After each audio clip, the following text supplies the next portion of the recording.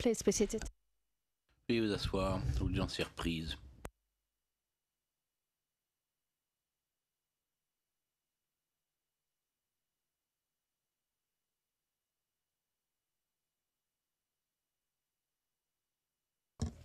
Le président.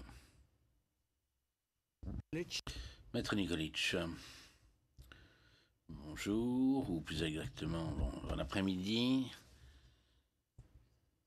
Maître Nikolic, bonjour Monsieur le Président, bonjour Madame et Monsieur le Juge, et bonjour à tous mes confrères et collègues dans cette salle d'audience. Monsieur le Président, j'ai l'honneur de m'adresser à votre Chambre aujourd'hui et de présenter officiellement la plaidoirie en clôture et les conclusions au nom de Drago Nikolic pour sa défense.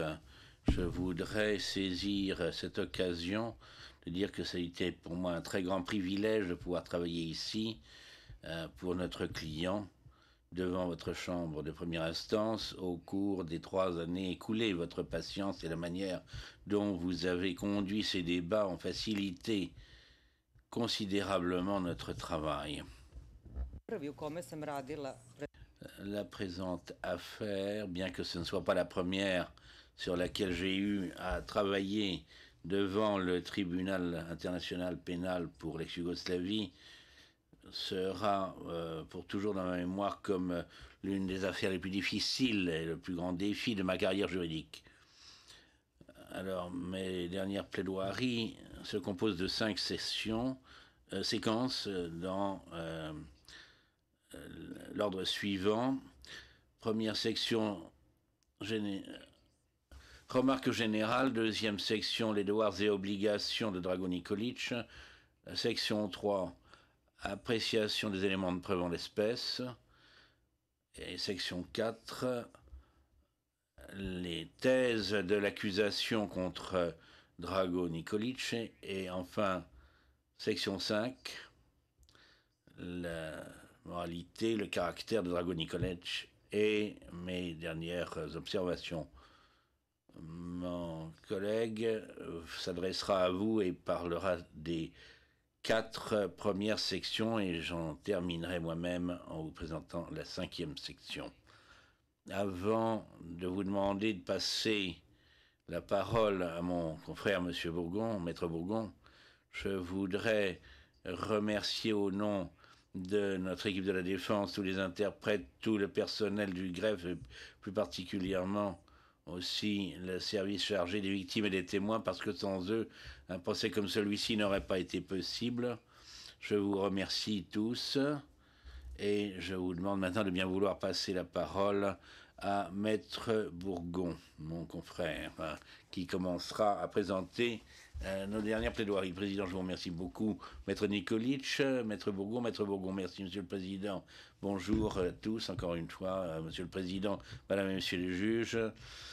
Bonjour à tous mes confrères dans la salle d'audience. Monsieur le Président, j'ai l'honneur de présenter ce matin la Chambre de première instance, les sections 1 à 4 de notre dernière plaidoirie pour le compte de Drago Nikolic. Avant que de commencer, je voudrais également m'associer à ma consoeur en disant que ça a été à la fois un honneur et un privilège de comparaître devant vous au cours des 3 dernières années. Je souhaite également m'associer à ma consoeur pour exprimer ma gratitude aux interprètes sténographes ainsi que tout le personnel qui nous assiste au greffe. Avant que je n'entre dans le texte que j'ai préparé, Monsieur le Président, il y a quelque chose qui me frappe, après avoir entendu mes 2 collègues présenter leurs arguments lors de leur dernière plaidoirie. Le mot génocide n'a pas été prononcé une seule fois. Et pour moi, ceci est frappant. Notre position très ferme, Monsieur le Président, est que les événements qui ont eu lieu dans le secteur de Srebrenica, dans la région de Srebrenica, ainsi que dans la région de Zvornik, en dépit du fait que ces événements ont été atroces, ont eu un caractère atroce, ces événements n'équivalent pas à un génocide et j'espère que j'aurai le temps de faire valoir mes arguments, ou tout au moins de présenter ma thèse au cours de cette dernière plaidoirie. Et je suis sûr que si mes collègues ne sont pas traités de ce point, ce n'est pas parce qu'ils ne le croient pas, mais parce qu'ils ont la même position que nous, et qui est que, en dépit du caractère illicite, illégal de ce qui s'est passé, du caractère atroce de ce qui s'est passé, ceci n'est pas un génocide. Ceci dit, Monsieur le Président, permettez-moi de commencer en disant que, comme l'a mentionné mon confrère Jivanovic, nous sommes d'avis respectueusement que 2 heures et demie, c'est bien peu de temps dans lequel pouvoir répondre à toutes les questions qui se posent, les questions pertinentes après un procès qui a duré 3 ans. Bien entendu, nous comprenons bien que la Chambre de première instance est en possession de nos mémoires en clôture, qui énoncent de façon détaillée nos arguments concernant les chefs d'accusation et les charges contre Drago Nikolic et les éléments de preuve qui ont été présentés au procès. Néanmoins,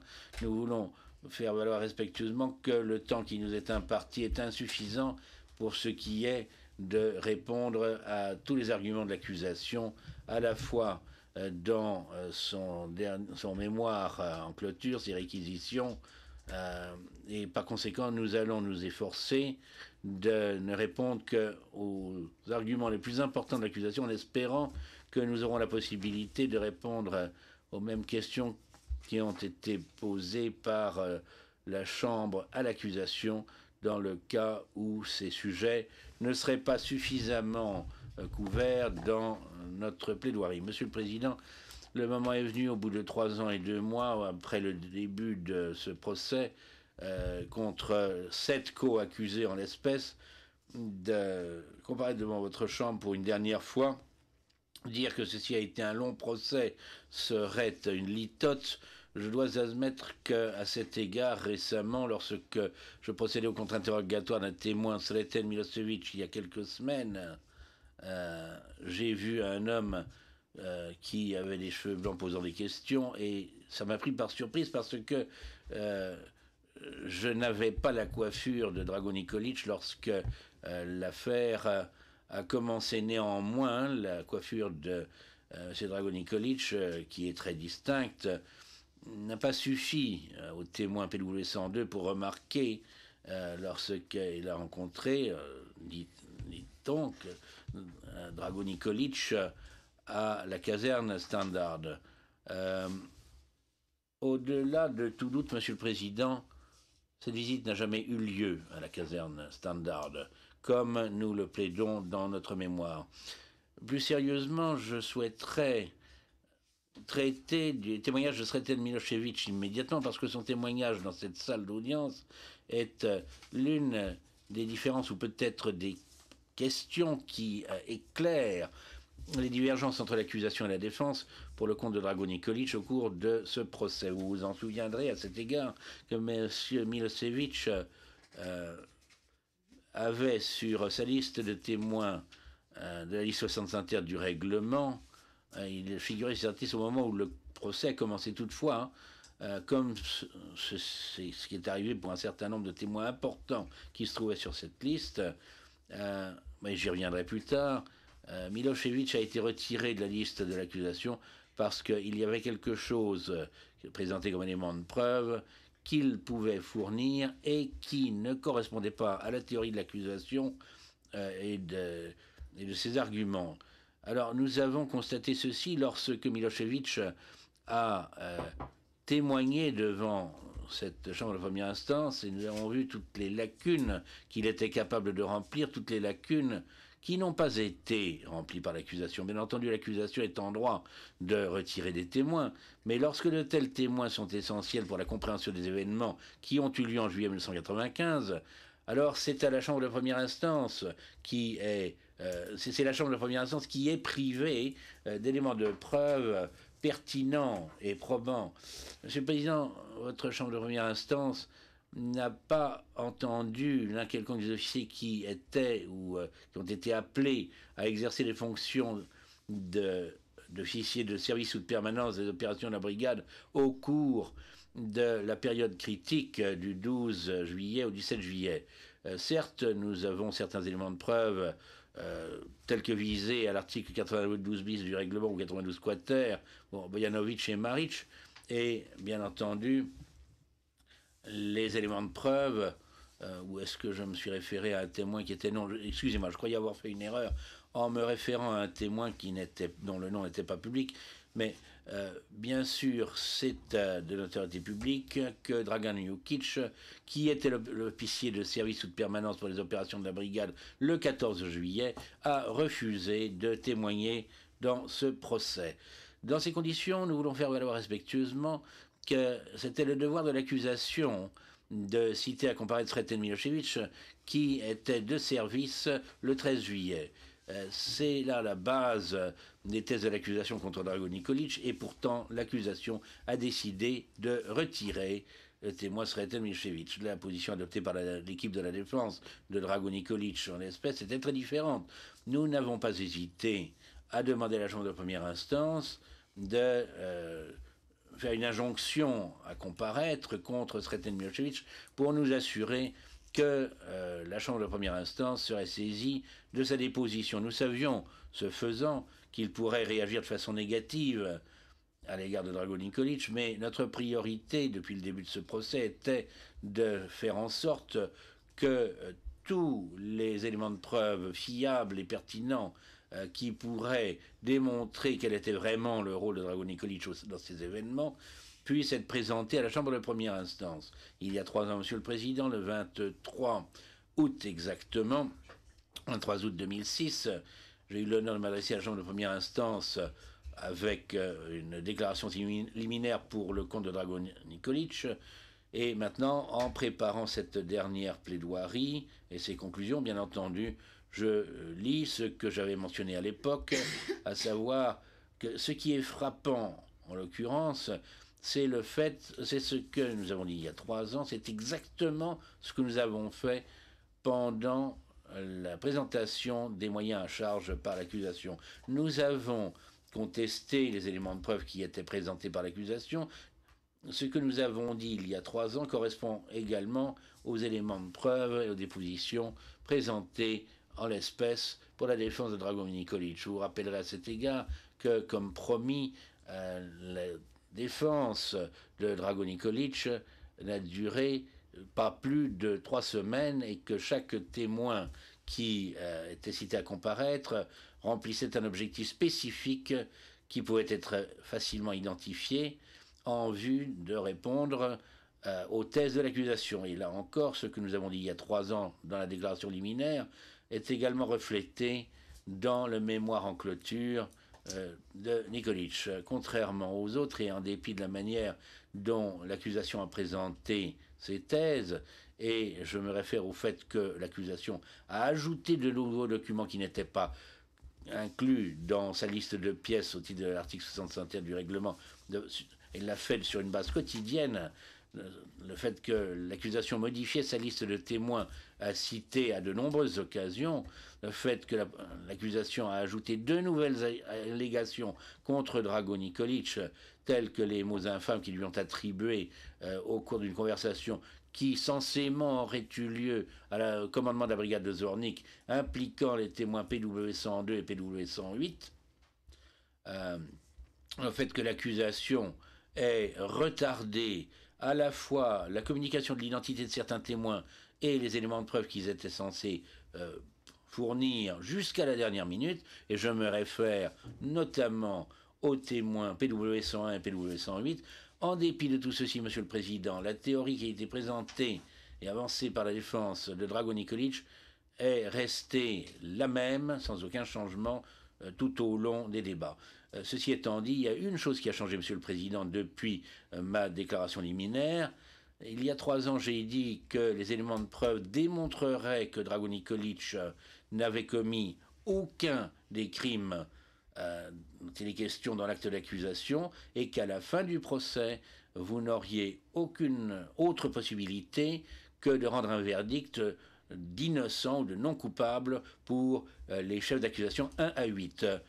Aujourd'hui, sur la base de tous les éléments de preuve qui ont été admis au dossier, il est évident pour nous que l'accusation n'a pas réussi à s'acquitter de la charge de la preuve qui lui incombe, et nous sommes confiants que Drago Nikolic n'encourra pas de responsabilité pénale individuelle par rapport à toutes les allégations faites par l'accusation dans l'acte d'accusation, si ce n'est quelques accusations concernant les événements qui ont eu lieu à Orahovac le 14 juillet 1995. Monsieur le Président, ceci n'est guère facile à dire, et certes ce n'est pas non plus la norme qu'un conseil, un avocat devant votre tribunal dise que mon client peut avoir une responsabilité pour une quelconque des infractions énoncées dans l'acte d'accusation.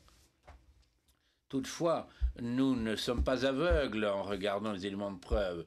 Les éléments de preuve ont démontré que Drago Nikolic était suffisamment proche, suffisamment près de ce qui s'est passé à Orahovac le 14 juillet 1995 pour peut-être encourir une responsabilité pénale pour ce qui s'y est passé.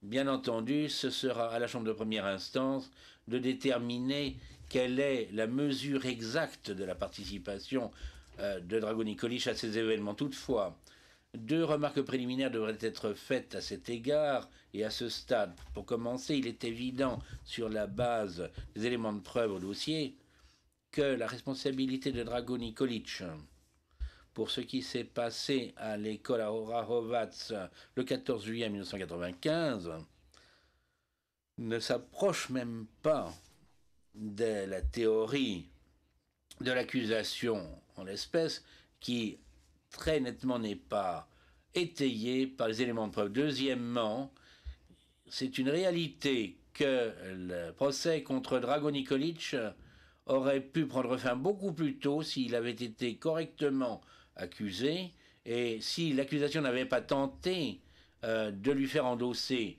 tout simplement parce qu'il s'agit de Srebrenica et que personne ne devrait pouvoir s'en tirer facilement. Toutefois, de plus, regardez à la manière dont l'accusation s'est acquittée des négociations dont elle a traité, sur mon interprète, les négociations en matière de plaidoyer avec Dragan Obrenovic et Momir Nikolic, qui ont plaidé coupable, il n'y avait simplement pas de possibilité de ce genre pour Drago Nikolic. En dépit du fait qu'il avait compris qu'il pouvait encourir une responsabilité pénale pour ce qui s'était passé à l'école Orahovac en juillet 1995, il était totalement exclu que Drago Nikolic puisse accepter de constituer, fabriquer des preuves ou de créer un récit visant à satisfaire l'accusation, ainsi que les éléments de preuve le révèlent, pour que Dragan Obrenovic et Momir Nikolic l'ont fait lorsqu'ils ont plaidé coupables dans l'affaire Blagojevic en échange de... The evidence adduced over the last 3 years demonstrates my point beyond any. En échange d'une peine moins lourde. Dans mes déclarations liminaires, j'ai dit que la déclaration concernant les faits fournis par Momir Nikolic et Dragan Obrenovic à la suite de leurs négociations concernant le plaidoyer avec l'accusation était remplie de mensonges. Les éléments de preuve qui ont été présentés au cours des 3 dernières années démontrent ce que je vais dire au-delà de tout doute. Et donc, Monsieur le Président, ceci est de notre point de vue une considération majeure en l'espèce. L'histoire mérite mieux, le tribunal international mérite mieux. Les victimes de Srebrenica, et plus important encore leurs familles, ont droit de savoir la vérité, et de savoir ce qui est vraiment arrivé en juillet 1995, et non pas les mensonges d'officiers qui essayent d'obtenir une certaine clémence. À cet égard, notre thèse est que les déclarations de fait fournies par Momir Nikolic et Dragan Obrenovic, qui ont été admises au dossier comme éléments de preuve en l'espèce, ne peuvent pas se voir attribuer de valeur probante, et je reviendrai à ceci plus tard. Pour le moment, qu'il suffise de dire que la prétendue responsabilité de Drago Nikolic, une fois que vous aurez décidé de ne plus tenir compte des éléments à charge concernant Drago Nikolic, les éléments que l'on trouve dans la déclaration de fait fournie par Momir Nikolic et Dragan Obrenovic, vous n'aurez pas d'autre voie que de conclure que les thèses de l'accusation contre Drago Nikolic sont entièrement vides. Pour dire les choses de façon un peu directe, Drago Nikolic n'est tout simplement pas l'homme que l'accusation voudrait vous faire croire qu'il est. Autre considération importante que nous souhaitons porter à votre attention à ce stade, c'est que, en dépit de la gravité de plus en plus grande des crimes commis à Srebrenica et autour de Srebrenica, ainsi que dans le secteur de Zvornik, en ce qui concerne Drago Nikolic, nous parlons d'une période de 24 à 36 heures au plus dans la vie d'un homme. Point n'est besoin de dire que ceci n'est pas une défense ni une excuse pour ce qui s'est passé au cours de cette période. Toutefois, c'est un fait important s'il est pris dûment en considération qui permettra à la Chambre de première instance, à notre point de vue, d'apprécier comme il convient la responsabilité véritable de Drago Nikolic dans le contexte ou dans les circonstances qui régnaient à l'époque. À cet égard, le fait que l'accusation n'ait présenté aucun élément de preuve qui ait trait à la prétendue responsabilité de Drago Nikolic, autre que ce qui concerne la période limitée de la mi-juillet 1995, est révélateur. De plus, à notre avis, Drago Nikolic n'était absolument pas à même d'avoir une influence quelconque sur le cours des événements une fois qu'il s'est rendu compte de ce qui se passait dans le secteur de Zvornik le 14 juillet 1995. Les éléments de preuve révèlent également, comme on le plaidera plus tard, qu'en raison de son grade et de sa position, et prenant en considération l'attitude de ses supérieurs à son égard, y compris notamment Vinko Pandurevic et Dragan Obrenovic, Drago Nikolic aurait été incapable de devenir membre d'une entreprise criminelle commune, quelle qu'elle fût, dont les membres auraient compris, vous comprenez, le commandant de l'armée, chef de l'armée, ainsi que d'autres officiers de grade élevé.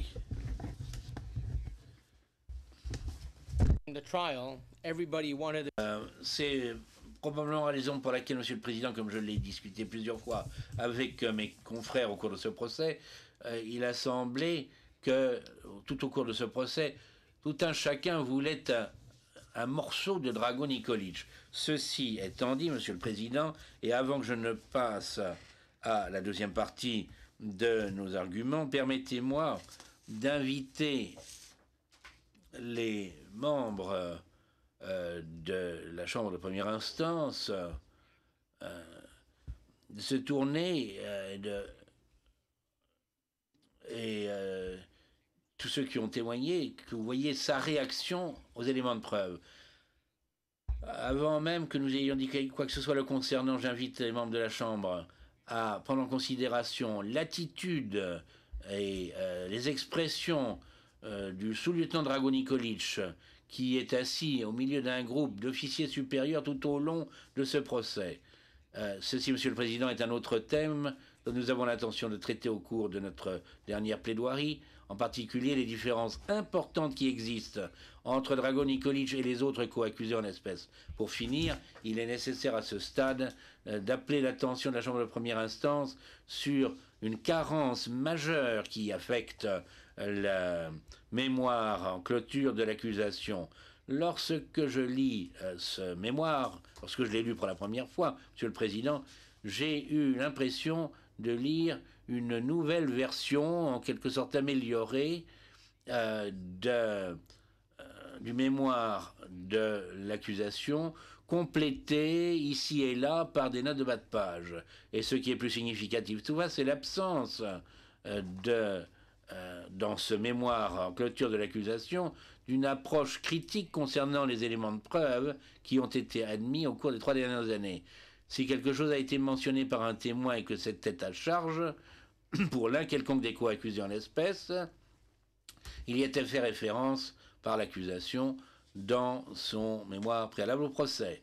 De plus, l'accusation a tout simplement voulu ignorer des éléments de preuve probants et fiables présentés par la défense.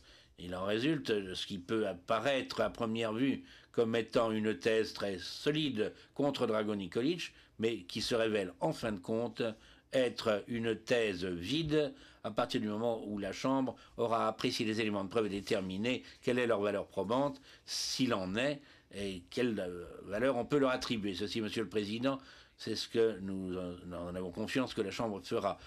Avec ceci à l'esprit, je saisis cette occasion pour revenir à cette image ennuyeuse que j'ai utilisée dans ma déclaration liminaire il y a 3 ans. Nous avons promis à cette occasion que malgré la gravité, les sérieuses allégations contre Drago Nikolic sur l'acte d'accusation, la Chambre de première instance, si elle s'y applique, sera en mesure d'identifier son rôle véritable dans ces événements, et c'est-à-dire en fait cette image ennuyeuse. Quant à savoir si vous voyez une jeune femme ou une vieille femme, ça n'est pas important. Il y a plus d'une façon de voir les thèses de l'accusation. Ce qui est important à ce stade, c'est que vous puissiez voir la personne que vous n'aviez pas vue il y a 3 ans. Et sur ce point, Monsieur le Président, je passe à la deuxième partie de notre dernière plaidoirie, traitant plus particulièrement des devoirs et des responsabilités de Drago Nikolic. Ce que je souhaite faire pour le moment, c'est traiter de certaines questions qui ont trait à ses responsabilités et les tâches qui lui étaient confiées à la lumière des arguments précis de l'accusation dans son mémoire en clôture. Un grand nombre de preuves ont été entendues au cours de ce procès concernant les tâches et responsabilités de Drago Nikolic en sa qualité, bien entendu, d'organe chargé de la sécurité de la brigade de Zornik. Et premièrement, je voudrais référer la Chambre à nos arguments dans le mémoire final en clôture de Nikolic, au paragraphe 345 à 395. Deuxièmement, je note la position qui a été prise par l'accusation en ce qui concerne ses tâches et responsabilités, et elle est très semblable à notre position. En fait, nous sommes d'accord sur un certain nombre, sur un grand nombre de questions en ce qui concerne ce sujet, et ça n'est pas surprenant, bien sûr, parce que ces tâches et responsabilités des officiers de sécurité sont clairement définies dans les règlements qui étaient applicables à l'époque en 1995. De plus, les vues exprimées par notre propre expert en matière de sécurité, Peter Vuga, sont très proches de ce qui a été exprimé par l'expert de l'accusation, Richard Badler, sur ce point. En fait, dans cette salle, il n'y a qu'une seule personne, à savoir Vinko Pandurevic, qui n'est pas d'accord en ce qui concerne les tâches et responsabilités de Drago Nikolic en tant que chargé de la sécurité de la brigade de Zornik, et c'est un des points que je veux évoquer. Après avoir dit cela, Monsieur le Président, je peux dire qu'on a au moins 3 questions pour ce qui est des devoirs et des responsabilités de Drago Nikolic, à propos desquelles nous ne sommes pas d'accord avec l'accusation et avec tout le respect. Nous avançons que l'accusation n'a pas raison pour ce qui est de ce point-là. Voilà ces questions. Le pouvoir et la possibilité de Drago Nikolic de donner des ordres aux membres de la police militaire. Deuxièmement, la responsabilité de Drago Nikolic pour ce qui est du traitement réservé aux prisonniers de guerre, et sous 3, le rôle de Drago Nikolic pour ce qui est de l'échange des prisonniers. Pour ce qui est de la première question, je fais référence pour la Chambre de première instance au paragraphe 2595 et 2596 du mémoire en clôture de l'accusation, où il est dit lorsque le commandant donne un ordre, Nikolic aurait donné des instructions, des directions au commandant de la police militaire, de la compagnie de la police militaire, pour ce qui est de la meilleure façon pour la mise en œuvre des ordres du commandant. Et bien que cela peut apparaître à la première vue qu'il s'agisse d'une question qui n'est pas une question importante, il est évident que l'accusation a compris cette phrase de façon qui nous mène à une interprétation qui est au-delà de l'interprétation correcte des règlements qui ont été appliqués. Et l'accusation a fait cela, a pris cette position en ayant seulement un but en vue, et cela d'appliquer cela à des événements qui ont eu lieu à l'école à Rochevich, pour augmenter la responsabilité individuelle de Drago Nikolic. Et pour ce qui est de cette interprétation erronée et des règlements appliqués, où il est reconnu que Drago Nikolic, ou plutôt les officiers de l'état-major, n'ont pas dit au commandant ce qu'il doit faire. Et donc il est clair que Drago Nikolic n'avait pas de autorité de commandement sur la police militaire, bien que certains membres de la compagnie de la police militaire aient eu une autre impression. Et ce qu'il a fait, c'est qu'il a transmis les ordres donnés par son commandant. L'accusation également a raison quand il dit dans son mémoire en clôture que Nikolic a toujours agi sous l'autorité de son commandant, Pandurevich, ou lorsque Pandurevich était absent, d'après les ordres de Dragan Obrenović.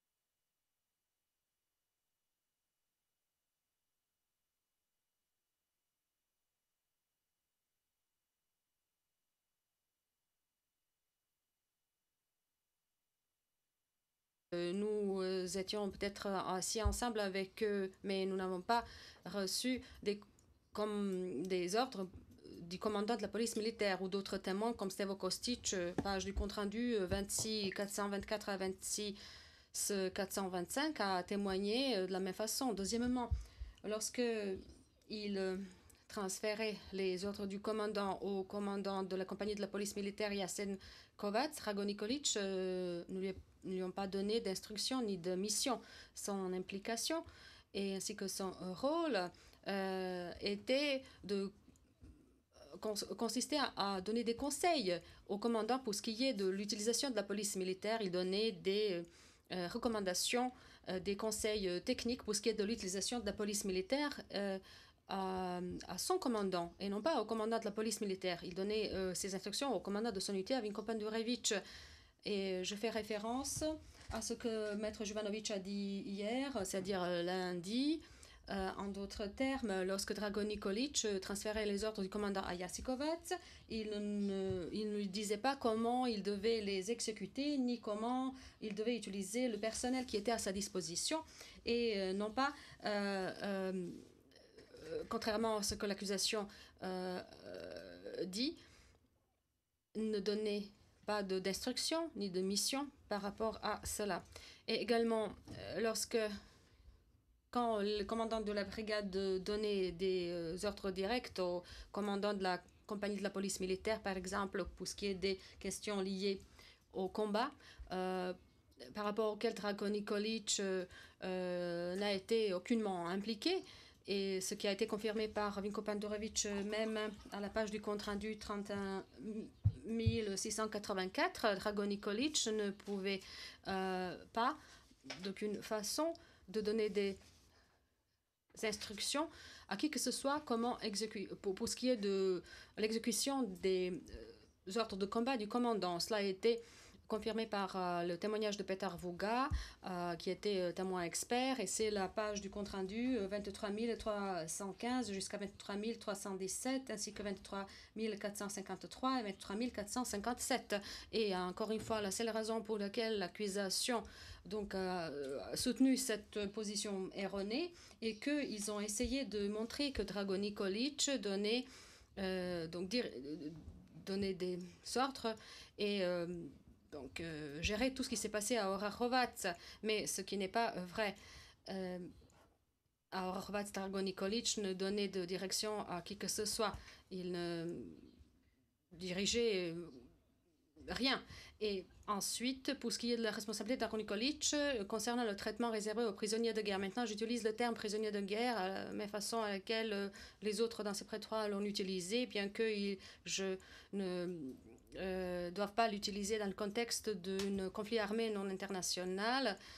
Parfois, je dis prisonnier, parfois prisonnier de guerre, mais j'aimerais donc que ce soit clair que je fais référence toujours à des gens qui ont été capturés au cours des hostilités. L'accusation avance que par son engagement professionnel pour ce qui est de la police militaire, le rôle de Nikolic a inclut également sa responsabilité pour ce qui est des prisonniers de guerre au paragraphe 26-34 du moment de clôture de l'accusation. Et nous sommes tout à fait en désaccord avec la position de l'accusation qui est erronée du point de vue des faits et du point de vue juridique. Et pour étayer leur position, l'accusation fait référence au paragraphe 3.19.3 du rapport de Butler pour ce qui est de la responsabilité au niveau de la brigade. Pour ce qui est du commandement de la brigade, c'est la pièce P684, paragraphe 3.19, ainsi que la pièce P707. Il s'agit du règlement de service pour ce qui est des forces armées, de la police militaire, des forces armées de la République fédérale socialiste de Yougoslavie. Après avoir dit cela, l'accusation constate que la police militaire, si elle reçoit des ordres particuliers, peut donc prendre part à la sécurité des prisonniers, à assurer la sécurité des prisonniers dans les camps. Et l'accusation également indique que la police militaire peut escorter les prisonniers.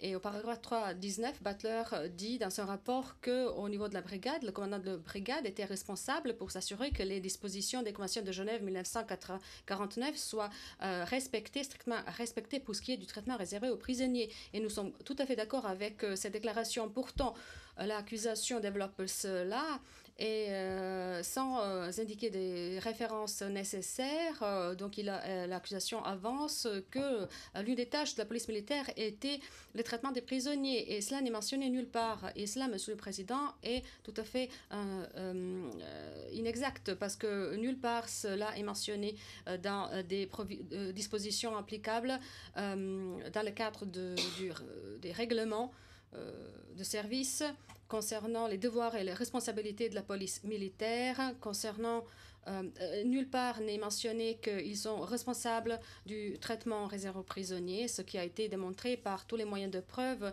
à décharge. Pour ce qui est de la responsabilité concernant le traitement réservé aux prisonniers, cela incombe au commandant de l'unité qui s'occupe de ces prisonniers en premier lieu. De plus, dans le cadre d'une unité qui s'occupent des prisonniers, qui détiennent des prisonniers, il y a beaucoup d'organes qui sont impliqués à ces activités concernant les prisonniers, y compris par exemple les organes chargés du renseignement qui s'occupent des interrogatoires des prisonniers de guerre, ensuite le département chargé de la logistique, des arrières, du transport, de l'approvisionnement en vivres, eau et d'autres approvisionnements, le service médical chargé du personnel, de l'administration, ensuite le service qui s'occupe de la mobilisation et de l'hébergement, etc., si c'est nécessaire. Et bien sûr, la police militaire doit s'occuper de la sécurité des installations, même ou de la zone autour des installations où se trouvent les prisonniers. Et les moyens de preuve présentés dans cette affaire démontrent que la police militaire de la brigade Zvornik a fait exactement ce que les règlements disaient, à savoir que la police militaire assurait la sécurité des installations où se trouvaient les prisonniers, à savoir aux écoles à Horvat et à Rochevich. C'est comme cela qu'a témoigné Ivanovic, page de compte-rendu. T14 562, témoignage de Birchakovic, page de compte-rendu de son témoignage à la 10 764 jusqu'à 10 765, et même le témoignage du témoin protégé, PW 143, et l'accusation a également invoqué d'autres circonstances, et c'est la page de compte-rendu 6586. Monsieur le Président, cela veut dire que la police militaire n'est pas responsable du traitement réservé aux prisonniers de guerre, et cela démontre également que Drago Nikolic, contrairement à des affirmations de l'accusation par le biais de son sa gestion professionnelle de la compagnie de police militaire n'était pas responsable des prisonniers de guerre. Et il faut que vous rappeliez qu'à ce sujet, en juillet 1995, Drago Nikolic n'était que l'organe chargé de la sécurité de Radovnik et qu'il n'avait aucune responsabilité pour ce qu'il y ait du renseignement. En d'autres termes, Drago Nikolic n'a pas été impliqué à des interrogatoires professional reason des prisonniers de guerre et il n'avait pas non plus de raison de nature professionnelle pour être en contact personnel avec les prisonniers qui étaient détenus à l'école à Horvatz en juillet 1995. Encore une fois, je répète, l'accusation essaye de démontrer que en sa qualité de l'organe chargé de la sécurité, il avait la responsabilité pour ce qui est des prisonniers, ce qui donc sortent du cadre de ses devoirs et responsabilités juridiques en juillet 1995. Pour ce qui est de sa responsabilité factuelle, pour ce qui est des ordres qui auraient pu recevoir pour ce qui est des prisonniers pendant cette période-là, il n'y a pas de moyen de preuve qui corroborerait cela concerne des requêtes orales déposées par mon collègue M. McCloskey le 2 septembre, lorsqu'il a dit aux pages de compte-rendu 34046, je cite, l'une des choses nécessaires pour déterminer si un accusé est coupable et de voir si a pris la décision de façon délibérée de ne pas s'acquitter de son devoir. Et par rapport à cela, il est important de dire que Drago Nikolic n'avait pas de devoir spécifique ou responsabilité spécifique ayant trait aux prisonniers qui étaient détenus à l'école à Horvatz ou à une autre école. Sa seule responsabilité était de s'occuper de leur sécurité et rien de plus. Et maintenant, je passe à la troisième question par rapport à laquelle nous ne sommes pas d'accord avec l'accusation et je fais référence aux mémoires en clôture de l'accusation, paragraphe 2650 jusqu'à 2658. Dans ces paragraphes, il a été avancé que Drago Nikolic aurait dû avoir des connaissances. Et encore une fois, la formulation de cela est importante, aurait dû savoir que les prisonniers qui ont été amenés à Horvatz n'allaient pas être échangés parce qu'il a été impliqué aux négociations pour ce qui est de l'échange des prisonniers à partir de l'année 1993 et il savait quelle était la procédure habituelle pour ce qui est de la détention, de l'enregistrement, de l'interrogatoire et de l'échange des prisonniers. Mon collègue de l'accusation, M. Mitchell, a réitéré ce même argument lors de son argumentation orale, mais cette position est erronée du point de vue factuel et juridique. Premièrement, Drago Nikolic n'avait pas de devoir ni de responsabilité pour ce qui est de l'échange des prisonniers de guerre. C'est un fait qui a été confirmé par le témoin Novica Simic, page du compte rendu 28 571. Et alors que l'accusation se base sur le témoignage de Novica Simic, au paragraphe 2650 du mémoire de clôture de l'accusation pour décrire la procédure de l'échange des prisonniers, ils ont omis de présenter une partie de son témoignage où il a clairement dit, je cite, les échanges ont eu lieu ont été menés par les membres de l'état-major principal de la VRS. Et il y avait également des comités qui ont été organisés au niveau de corps. Les brigades n'ont pas été impliquées à des échanges des prisonniers de guerre. Cela a été également confirmé par Dragutinovic, page de compte rendu 12 713, 12 714, ainsi que Minkompan Durevic dans son rapport du 20 juillet. Il s'agit de la pièce à conviction P350, dans laquelle il demande l'assistance du corps de la DRINA pour s'occuper des prisonniers. Pour ce qui est de la pièce 3D 700-454, le rapport du commandant de la brigade de Zvornik numéro 57 décrit simplement un seul incident en 1993 lorsque Drago Nikolic, au moment où il était à la fois chef du renseignement et de la sécurité, a participé à l'échange d'un prisonnier qui avait été capturé récemment à Rochevich, agissant avec l'appui et avec le commandant Panderovitch. Par voie de conséquence, Monsieur le Président, il n'y a aucun élément au dossier qui permettrait d'établir la participation de Drago Nikolic à l'échange des prisonniers depuis 1993, ni de sa connaissance détaillée de la procédure applicable. L'accusation a présenté aucun élément de preuve à cet effet. Néanmoins, l'accusation souhaite que vous acceptiez sa proposition au pied de la lettre afin de déduire une conclusion négative contre Drago Nikolic. Par conséquent, Monsieur le Président, l'accusation va trop loin. Je vais passer directement à la troisième partie de mes arguments d'aujourd'hui, qui porte sur l'évaluation des éléments de preuve au dossier.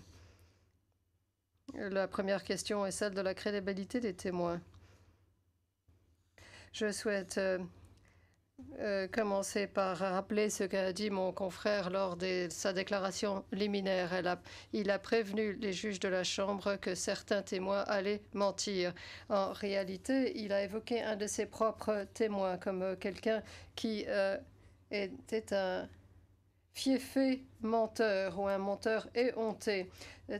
Page 386, Monsieur McCloskey. Je souhaite vous rappeler les propos de mon confrère de l'accusation qui a dit le 3 septembre 2009, lorsqu'il parlait du témoin Sretko Achimovic, le fait qu'il a essayé de minimiser sa participation dans les événements qui se sont déroulés à l'école de Rochevich. Et mon confrère a déclaré ceci. Ça, bien sûr, ne signifie pas que tout ce qu'il a dit n'est pas vrai. La question qui se pose, Monsieur le Président, c'est quelle valeur probante devrait être attribuée au témoignage d'un témoin lorsqu'il y a des motifs ou des raisons de croire qu'il n'a pas dit la vérité eu égard à un ou plusieurs éléments matériels des preuves. La question que je pose, est-ce qu'on a le droit de choisir parmi les éléments de preuve et choisir parmi les témoins et dire ce à quoi on peut donner un poids et ce à quoi on peut accorder une valeur probante? Il s'agit là d'une question fort importante parce que c'est effectivement ce que fait l'accusation à propos d'un certain nombre de témoins qui sont cités dans le mémoire en clôture du bureau au procureur. Quand cela leur convient, quand cela les arrange au niveau de leur thèse, il faut accorder une valeur probante. Si c'est le contraire, bien évidemment, il ne faut pas croire le témoin.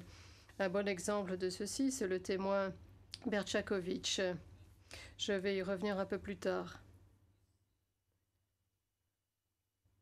Comme ceci a été bien présenté par mon confrère Maître Stoïch, l'accusation ne peut pas avoir le beurre et l'argent du beurre. On peut dire de façon raisonnable que les témoins qui viennent parler devant cette chambre tentent, dans la mesure du possible, d'établir une distance entre eux et les événements qui se sont déroulés en juillet 1995. Cela ne signifie pas que ces témoins n'ont pas dit les vérités, et nous sommes certains que les juges de la Chambre n'auront aucun mal à identifier les témoins qui sont fiables et crédibles parmi eux. Cependant, nous avançons dans nos arguments que lorsqu'il y a de bonnes raisons de croire qu'un témoin n'a pas dit la vérité sur tel ou tel fait matériel contesté par les parties, la Chambre de première instance doit faire preuve d'une extrême prudence avant d'attribuer un quelconque poids aux éléments de preuve.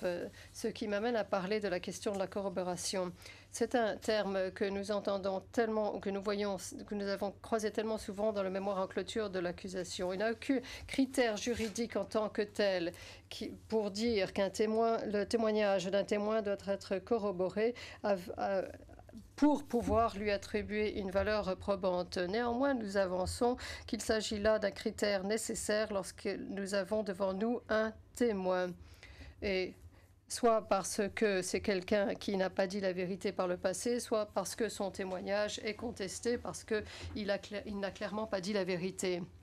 Ceci est encore plus vrai lorsque les éléments fournis par un témoin constituent le seul élément de preuve au dossier à propos d'un fait qui doit être prouvé au-delà de tout doute raisonnable. Dans de tels cas, nous avançons avec votre respect, que les éléments de preuve qui sont fournis comme preuves corroborantes doivent être fiables en tant que tels et indépendants des éléments de preuve qui sont censés être corroborés. Comme nous allons le dire tout au long de nos arguments, il s'agit là d'un des principaux défauts du mémoire en clôture de l'accusation. Alors, parce que les éléments de preuve présentés pour confirmer les témoignages, la déposition de certains témoins n'est pas fiable, n'est pas indépendant, et très souvent n'est ni l'un ni l'autre. Je souhaite plus particulièrement vous demander de vous reporter au témoin PW 168 à cet égard. De surcroît, nous avançons que la thèse de l'accusation contre Dragon et Leakage repose sur des éléments de preuve qui ont été fournis par des témoins que l'on ne peut véritablement pas croire. Donc on ne peut accorder aucun poids à leur témoignage et on ne peut parvenir qu'à une seule conclusion. Une seule conclusion possible, c'est que l'accusation n'a pas pu démontrer sa thèse. C'est dans ce sens que nous avons rédigé le mémoire en clôture de Dragon et Coolidge. D'après nous, il n'est pas possible de prononcer un jugement dans cette affaire et déterminer si oui ou non l'accusation a rempli la charge de la preuve au-delà de tout doute raisonnable sans évaluer en premier lieu la crédibilité et la fiabilité de certains témoins clés et de décider quelle valeur probante peut lui être donnée pour autant que l'on puisse lui attribuer une quelconque valeur probante. Par voie de conséquence, nous avons identifié 8 témoins clés, à savoir PW 168, PW 101, Momir Nikolic, Mihajlo Galic, Rečko Achimovic, PW 102, PW 108 et le dernier et pas des moindres, Vinko Pandurevic, pour lequel nous avons présenté des arguments particuliers à propos du poids à accorder à leur témoignage. Ces 8 témoins, Monsieur le Président, ne sont pas les seuls qui n'ont pas dit la vérité devant les juges de cette Chambre. Cependant, ce qui est encore plus significatif à propos de ces témoins est le fait que parce que très peu de poids, pour autant qu'il y ait un quelconque poids, puisse être attribué à leur témoignage, la thèse de l'accusation contre Dragon Nikolic tombe. Sans répéter nos arguments dans le détail qui sont contenus dans le mémoire en clôture de Dragon Nikolic, je veux dire quelques mots à propos de ces derniers. Monsieur le Président, je vois qu'il ne nous reste plus que 5 minutes. Et le premier témoin que je souhaite aborder, à propos duquel je souhaite présenter un argument, je pense que ceci durera plus de 5 minutes. Avec votre permission, je souhaite m'arrêter maintenant et reprendre demain matin. Thank you, Mr. Bourgon. Président, merci. Maître Bourgon, nous poursuivrons demain matin. Maître Bourgon, je vous remercie. Pojďte,